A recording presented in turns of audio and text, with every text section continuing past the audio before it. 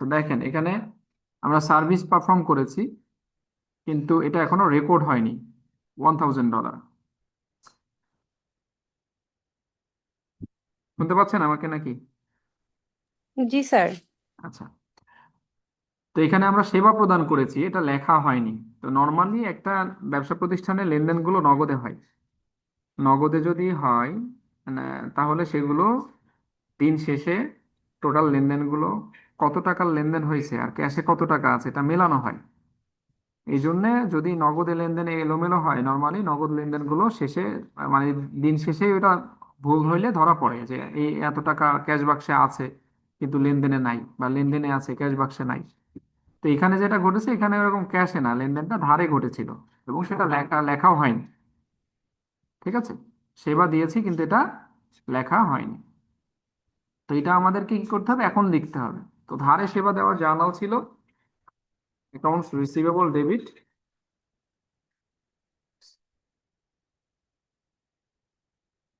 আর service revenue credit. Accounts receivable debit আর service revenue credit মানে ধারে সেবা দিলাম, ভবিষ্যতে টাকাটা আমরা পাবো। অ্যামাউন্ট হচ্ছে $1000।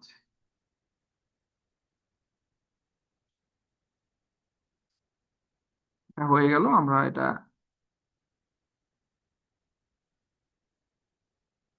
একটা লেনদেন শেষ। তাহলে প্রথমটা ঘটলো কি, ধারে সেবা দিয়েছি, টাকাটা এখনো পাইনি, রেকর্ড হয়নি আর কি। তো ধারে সেবা দিলে নর্মালি অ্যাকাউন্টস রিসিভেবল নামক সম্পত্তি বাড়ে, কারণ এটা আমরা ভবিষ্যতে পাবো। আর সেবা দিলেই সেটা আমাদের আয়, রেভিনিউ বাড়লে ক্রেডিট, আর অ্যাকাউন্টস রিসিভেবল নামক সম্পত্তি বাড়লে ডেবিট। ডেবিট ক্রেডিটের রুলস অনুযায়ী সেবা ধারে সেবা দিলে অ্যাকাউন্টস রিসিভেবল ডেবিট এবং সার্ভিস রেভিনিউ ক্রেডিট হয়। এরপর 2 নম্বরটা দেখেন।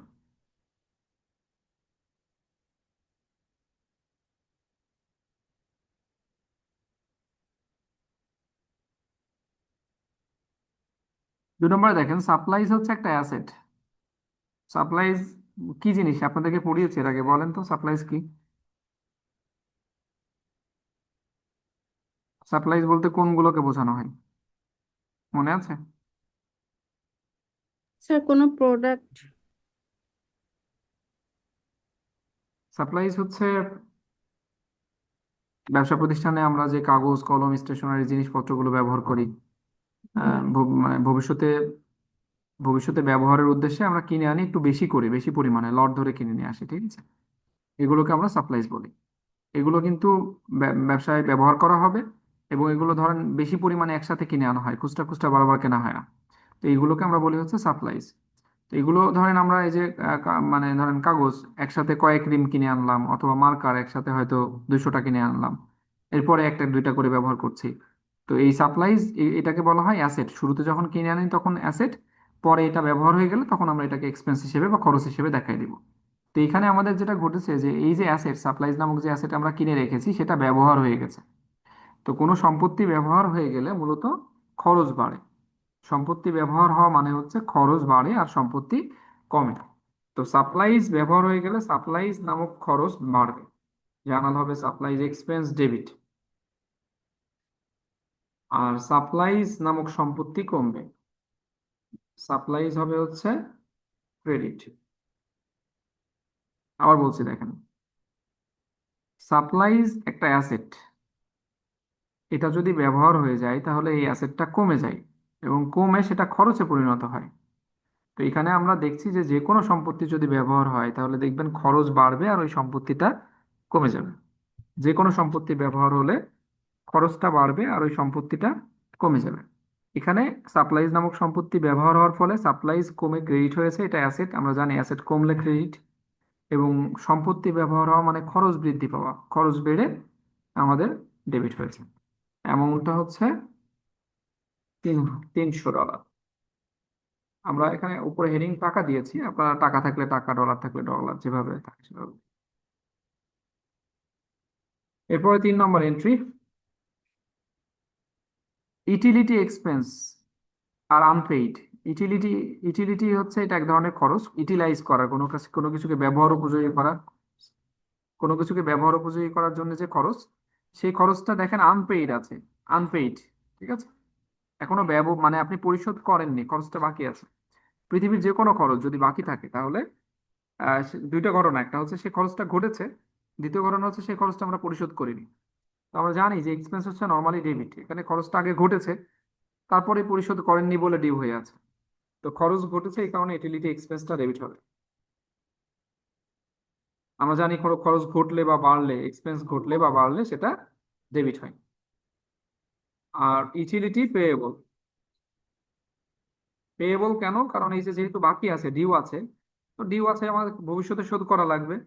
তো এটা আমরা পেয়েবল নামে লিখবো, এই খরচের নামেই পেয়েবল লিখবো, যেন এই লাইবিলিটিটা প্রকাশ করে যে আমাদের খরচ হয়েছে ঠিকই, কিন্তু খরচটা আমাদের এখনো পরিশোধ হয়নি, একটা লাইবিলিটি হিসেবে বাকি আছে।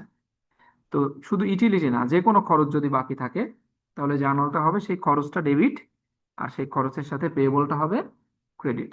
তাহলে জার্নালটা হবে ইউটিলিটি এক্সপেন্স ডেবিট আর ইউটিলিটি পেয়েবল ক্রেডিট। অ্যামাউন্ট হচ্ছে $225। আচ্ছা, যদি স্যালারি বাকি থাকে তাহলে কি হবে বলেন? ইউটিলিটি বাকি আছে এটা না বলে বললো স্যালারি বাকি আছে, কি করবেন তখন?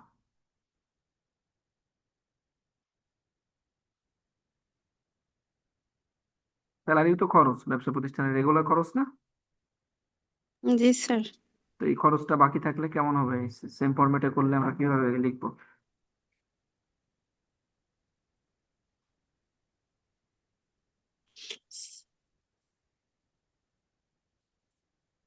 বলেন।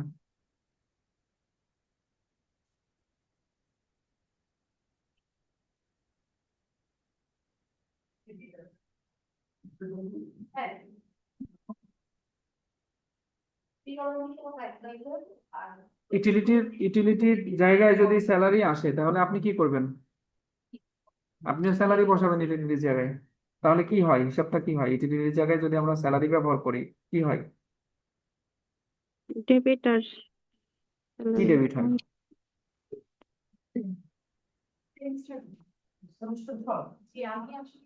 আর স্যালারি পেয়েবল ওটা হচ্ছে ক্রেডিট।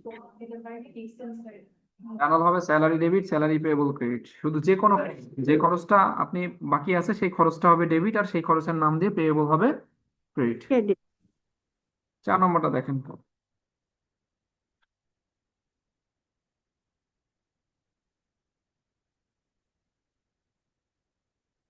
4 নম্বরটা দেখেন, এখানে service related to unearned service revenue $260 performed. Unearned service revenue $260, এটা আপনি পারফর্ম করেছেন, মানে সেবা প্রদান করে দিয়েছেন। এই জায়গাটা একটু বোঝেন, এই ল্যাঙ্গুয়েজটা। আনআর্নড রেভিনিউ মানে হচ্ছে আমরা কারো কাছ থেকে অ্যাডভান্স টাকা নিয়েছি এই শর্তে যে তাকে সেবা দিব, মানে আমরা অ্যাডভান্স টাকা নিয়েছি, এটাকে বলা হয় আনআর্নড রেভিনিউ। মানে উপার্জন হওয়ার আগেই কারো কাছ থেকে অ্যাডভান্স রিসিভ করেছি, এটাকে বলি আমরা আনআর্নড রেভিনিউ। তো এখানে আনআর্নড রেভিনিউ এর কন্ডিশনটা ছিল কি, আপনি সেবা কাউকে প্রদান করবেন, সেই সেবাটা এখানে প্রদান করে দিয়েছেন, এখানে সেই সেবাটা প্রদান করে দিয়েছেন। তো আনআর্নড রেভিনিউ মানে মানুষের কাছ থেকে অ্যাডভান্স টাকা নিলে সেটাকে আমরা আনআর্নড রেভিনিউ বলি, এটা আমাদের লাইবিলিটি। যখন আমি সেবা প্রদান করে দিব তখন আমার এই লাইবিলিটি কমে যাবে। এখানে আপনি সেবা প্রদান করে দিয়েছেন, মানুষের কাছ থেকে কারো কাছ থেকে আপনি টাকা নিয়েছিলেন এই শর্তে যে তাকে সেবা প্রদান করবেন, লাইবিলিটি ছিল। এখন সেবা প্রদান করেছেন, তাহলে লাইবিলিটি কমে যাবে না? জি স্যার। তো লাইবিলিটি কমলে ডেবিট না ক্রেডিট মনে আছে? স্যার তাহলে ডেবিট হবে ক্রেডিট। স্যার। আচ্ছা, ডেবিট হবে। অনার্ন রেভিনিউ, এটা লাইবিলিটি কমে যাচ্ছে, এটা ডেবিট হবে। স্যার আপনার ল্যাপটপে মনে হয় চার্জ দিয়ে দিতে হবে স্যার। Thank you. বন্ধ হয়ে যাবে। আচ্ছা, আপনারা একটু কানেক্টেড থাকেন, আমি কানেক্ট করে নিই, কেবলটা কানেক্ট করে নিই তারপরে। আনআর্ন রেভিনিউ হবে ডেবিট আর সার্ভিস রেভিনিউ হবে ক্রেডিট। সার্ভিস রেভিনিউ কেন হইলো? কারণ সেবা দেওয়ার ফলে আমার আয় বাড়লো, সেবা দেওয়ার ফলে আমার আয়টা বেড়ে গেল, এই জন্য রেভিনিউ বাড়লো, রেভিনিউটা ক্রেডিট হলো। তাহলে জানাল হবে আনআর্ন রেভিনিউ ডেবিট আর সার্ভিস রেভিনিউ ক্রেডিট, ঠিক আছে? জি স্যার।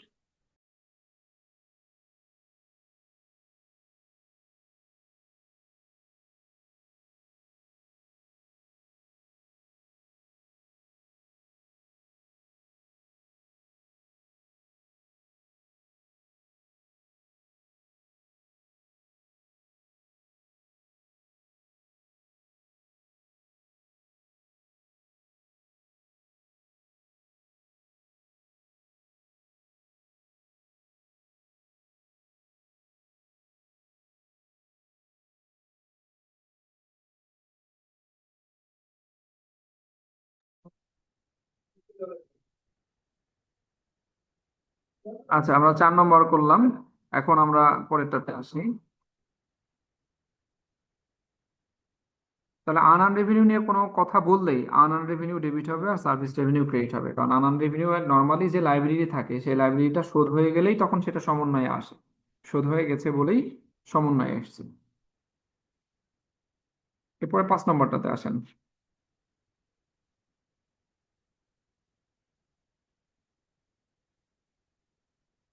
5 নম্বরে স্যালারি আনপেইড, স্যালারি বাকি আছে, এটা আপনারা বলেন। স্যালারি বাকি থাকলে কি হবে?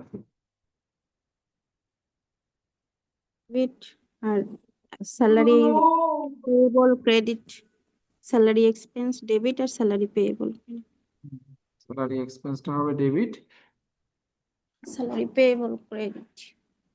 স্যালারি পেয়েবল হবে ক্রেডিট। যে কোনো খরচ যদি বাকি থাকে সেম জানাতে হবে, খরচটা ডেবিট এবং খরচটা বাকি থাকার কারণে লাইবিলিটি বেড়ে পেয়েবল নাম দিয়ে ক্রেডিট হবে। এই সেমটা ইউটিলিটিটা করেছেন এর আগে একবার, ওই যে 3 তারিখে, 3 নম্বরে আর কি।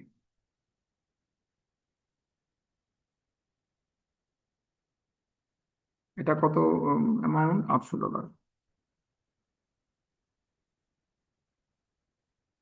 আচ্ছা, এরপরে 6 নম্বরটা লাস্ট।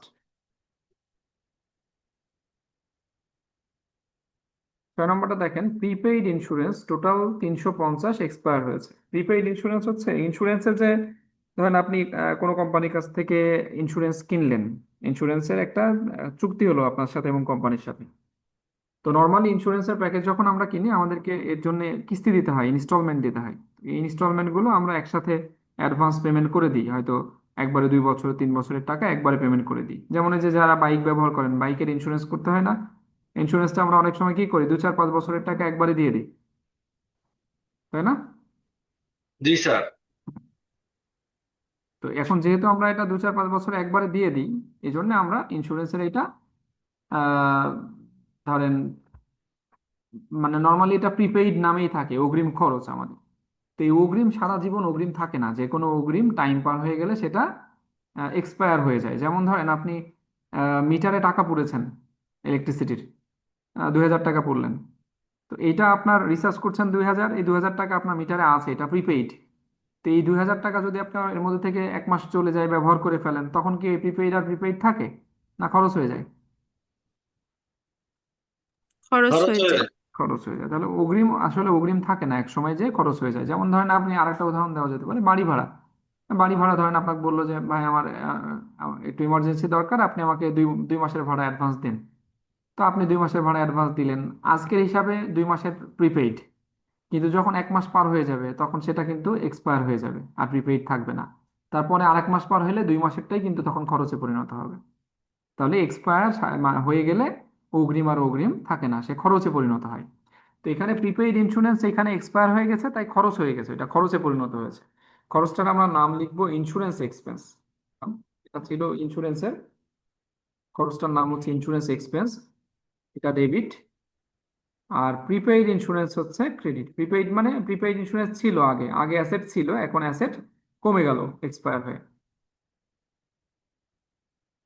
প্রিপেইড ইন্স্যুরেন্স হবে ক্রেডিট।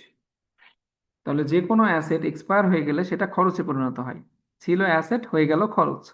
তার মানে খরচ বাড়লো আর অ্যাসেট কমলো। এই যে সাপ্লাই যে ব্যবহার হওয়ার কারণেও কিন্তু এরকমই হয়েছিল, খরচ বেড়েছিল আর সম্পত্তি কমেছিল। এখানেও আপনার অ্যাসেটটা এক্সপায়ার হওয়ার কারণে খরচ বাড়ছে, সম্পত্তি কমছে। 350।